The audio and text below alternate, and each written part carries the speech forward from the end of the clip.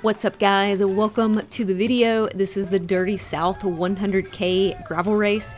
This is my first race of 2020 and technically it's my first gravel race since I've gotten a gravel bike. So really excited to do this race. It is in Alto Pass, Illinois. This event I've done in the past and it's been really cool to see how big it's grown over the past couple years.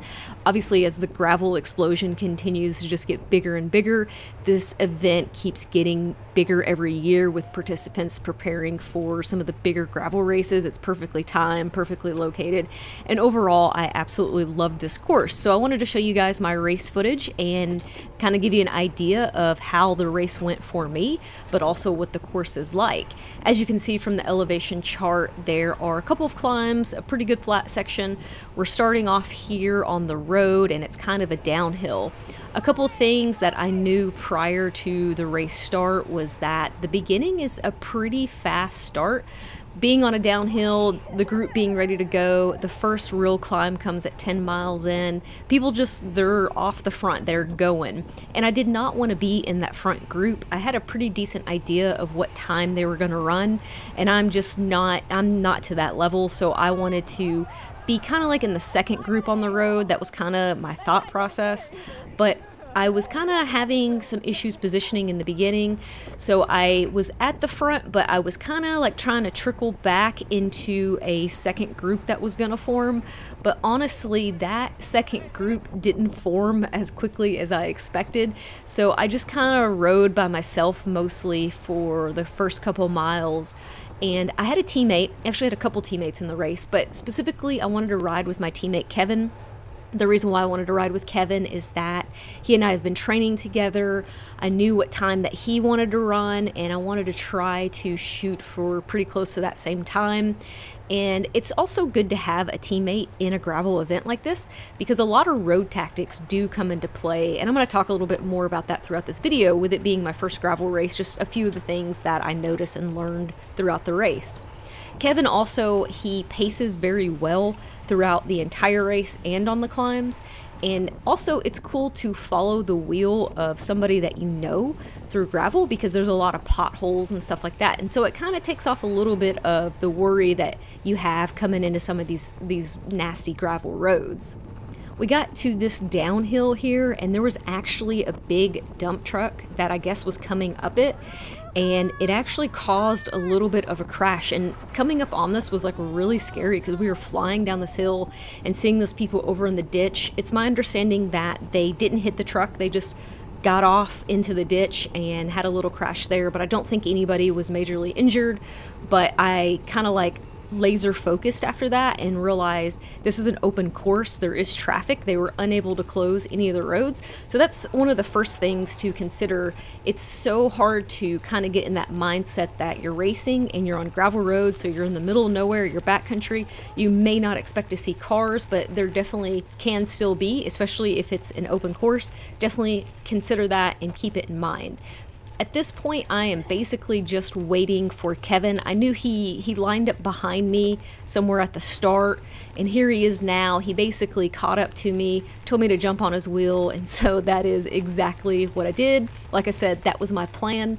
And when we hit this first climb at mile 10, we've pre-rode this course, so we have a pretty good idea. Most of the climbs they're longer for what we're used to, but they're all, besides the last climb, they're all less than a mile long, but they get pretty steep at the top. So you don't want to just blow up at the bottom of the climb. You definitely want to try to pace yourself for these things. And that was basically the focus that we were doing. Once we got past that kind of more level gradient, this is kind of the steeper part up towards the top. And you know, it's just get in a lower gear and grind up it pretty much and just try to keep a pretty even pace. But to talk about a few of the things about this gravel event that I realized, first off, we had really good weather. It was a little bit cold at the start, but we did get to like the high 40s, and obviously the sun's out, the sun's shining. We had a couple dry days, so there's a lot of water passes, like very small creeks on this course, but none of them were crazy full. There was not really any mud anywhere, so we got really lucky as far as the course conditions go, and I think that resulted to better times for everybody as well. So As far as learning anything about riding in tough conditions, I didn't really learn that today, but that's good because I kind of got to focus on just like basic gravel racing. And it's, like I said, it's a lot like road racing. You want to put in some of those road tactics. For example, drafting. We get to this section that is very flat after we come down this hill. So there's definitely times when you're going to draft just like you would on the road. But when you're drafting on gravel, you have all these little rocks flying at you, like little rocks flying at your face. And that's fine. Like, I got used to it after a little bit, but I was thinking if you didn't have some sort of eye protection or like glasses on, that might be an issue if you get a rock, like a small rock in your eye or something. So I would definitely consider that if you're going to do a gravel race.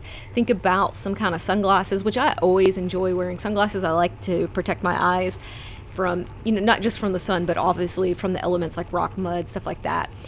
So we come down this hill and I'm still pretty weak in my descending. That's something that I just need to lay off the brakes and just go. But my whole thought process right here when we're coming down this hill is that we've kind of got this group of a couple people here, and I'm already thinking about this flat section that we're about to hit. And I know that I want to be part of this group. Kevin, he's part of this group. And so I have to put in a little bit of effort here at the very bottom of the descent because the fact that they went down a little bit faster than me, I needed to make sure that I jumped on the back of that group. And so that's kind of what I do here. I know that they're not very far off, so it wasn't a very tough effort. So this is that flat section. It's a flat section of road, and then we eventually get to a levee that's also flat. And this is probably the most critical part of the course to be in a group. And as soon as we hit this road, you can see I'm taking a goo gel. Pretty much everybody is reaching into their pockets and grabbing food, and it kind of makes for the pace to be a little erratic. So there's a little bit of surging right here. Like, I'm trying to eat and then the group surges, so then I have to put in a little bit of an effort to get back on. And basically it just goes back and forth like that for a couple of minutes while people are just picking up on their nutrition after that big climb and descent. But being in a group right here, like I said, is pretty critical to the race, and there's always a headwind here. And we also got lucky, like I mentioned, we got lucky with the weather. We got lucky with the wind because there's almost always a headwind in this flat section. And we still had a headwind, but it was not nearly as bad as it usually is. It was a lot more calm. So that definitely helped us with our times again. This is the levee section here, and I made sure that I jumped on Kevin's wheel for the levee because there are a lot of bigger rocks embedded in this gravel road, and there's potholes, and I just thought how easy it would be to be on my teammate's wheel and have to focus less on the obstacles on the ground and just know that I'm on a good wheel, and if I follow his wheel, then things should be perfect, hopefully. Sometimes he's obviously on someone's wheel, so he has to obviously navigate that as well, but I just wanted to be on my teammate's wheel. I felt like that made the most sense. But the thing about this levee is just, again, the headwind, and you have to kind of keep constant power down just because of the fact that it's kind of completely flat, and the gravel is it's just, sometimes when you ride gravel, it's just not super smooth, and you have to keep the pressure on the pedals. That's really the best way I feel to describe the levee. Now, our group actually caught on to another group at this point, and I noticed there were two other females in that group. And one of them, somebody had pointed out to me at the race start and said she was the girl that got third place. So I felt really good about my position at this point in the race because I knew I was with the third place girl, and that was really my goal, was to hit the top three. And I knew that was still going to be hard to be top three at this race, but I was just trying to test out my fitness. This is an early race in the season for me, like I mentioned, so testing my fitness was just kind of where I was really focusing, but I wanted to still get a decent result. I did notice that both of those girls, they were towards the front because they were in the group that we caught, and I watched both of them take a pull in the wind on the levee, and it was a longer pull than what I would have taken if my turn had come up. And so that kind of intimidated me, to be honest. I was like, man, they must feel good if they, took that long of a turn in the pull. So that was actually really impressive and really intimidating at the same time. So I was a little bit worried, but I was just trying to focus on surviving and conserving as much energy as possible. After that flat section, this is the worst climb of the day. As you can see, there's people pushing, and I get off my bike pretty quick just because it's very loose gravel right here. It's deep gravel, and it takes a lot of energy to get up. Everybody else is pushing. It just made more sense to get off and push up it. Now, this is the point where I've caught up to the other two girls, and we climbed for a little bit more, but I don't have GoPro footage of it. But I actually passed them on that climb and just kept going. I have no clue what position I am in the race right now. I know that for sure there's more girls up ahead of me, so I just decided, like, let's just keep going. Now we get to this section here where we're coming back towards the start, so we now have a tailwind, and we are flying. You can see we're doing 23 on the road here, and we form a fairly small group of riders, and we all just start taking turns pulling and going through the group. And my focus is to take my turn, not do any heroic pulls or anything like that, but I was kind of starting to struggle a little bit here. I was starting to feel the efforts in my legs. Here's the top of the Trail of Tears. The Trail of Tears is just another one of the climbs. It's the Trail of Tears State Park, and I showed this part instead of the actual climb because once you climb up it, you ride the top of the Trail of Tears for what seems like forever. And when you're hurting, I don't know, it's just so hard. And so we start coming down the Trail of Tears, and Kevin actually gets a flat. He tells me he's good, so I keep going because I know that those girls are still right behind me and I can't help to stop him. But luckily he was able to get it taken care of, which I knew he had everything that he needed to do it. But we come down the Trail of Tears, and I'm not with a group. And we have this gravel road up. We have a couple miles of this gravel road that's somewhat flat, somewhat an uphill. And I thought it might be beneficial to be with a group on that section. You know, we still have a little bit of a tailwind, but it kind of, you know, curves a little bit, so sometimes there's a headwind, but I've got no group. I'm on my own at this point, and I'm trying to, like, I know I can't catch the guys in front of me. I'm looking behind me, and I can't really see anyone. We're just all kind of spread out at this point.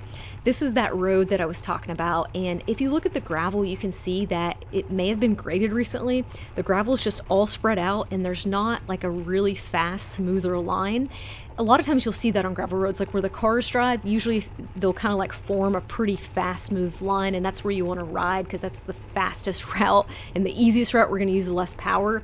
But this road didn't really have that, and some of the rocks were a little bit bigger, so it definitely took more energy to get down this road. And the fact that I was already hurting, I was having a little bit of stomach problems at this point too, just because I haven't been practicing my race nutrition throughout the winter. That's something that I've mentioned before, just due to doing something else. And so my stomach was kind of fighting me a little bit because I was trying to stuff it with a bunch of sugar, and it was like, hey, we're not used to this. You're crazy, woman. My legs were hurting a little bit, but I wasn't cramping or anything like that, and I was still able to drink some water with carbs in it. I was drinking the Goo Roctane. And so this is the final climb. It's almost a 2-mile climb up a road. And at this point, I was looking back, there wasn't anybody back there, and I knew I wasn't going to catch anybody. So I was just kind of in survival, like, let's just get up the climb and we'll be good. And so as far as nutrition goes, I drank both of my 2 bottles that had 60 grams of carbs each bottle. And I had about 4 goo gels and a pack of chews, which is way less than I intended. But like I said, I got a little bit of GI distress, so that's what happened there.